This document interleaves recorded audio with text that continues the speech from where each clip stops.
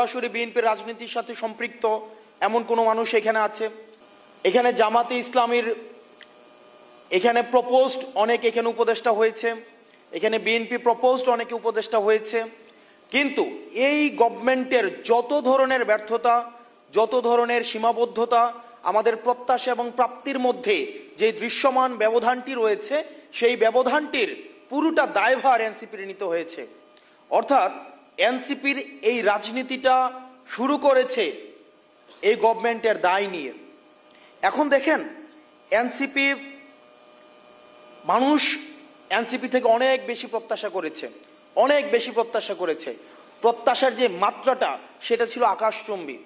কারণ ক্রিয়াশীল যে রাজনৈতিক দলগুলো ছিল, ক্রিয়াশীল যে রাজনৈতিক দলগুলো রয়েছে, সেই রাজনৈতিক দলগুলোর যেই গতানুগতিক রাজনৈতিক সংস্কৃতি, সেটি মানুষকে ইতিহাসের স্তরে স্তরে মানুষকে হতাশ করেছে।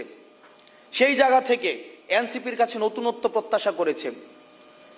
আমরা এনসিপি যদি আমাদের কার্যক্রমগুলো দেখি, একটা রাজনৈতিক দল যদি দাঁড়াতে চায়, তিনটা বিষয়ের সাথে প্রচলিত রয়েছে, তিনটা বিষয়ের সাথে তার কম্প্রোমাইজ করতে হয়।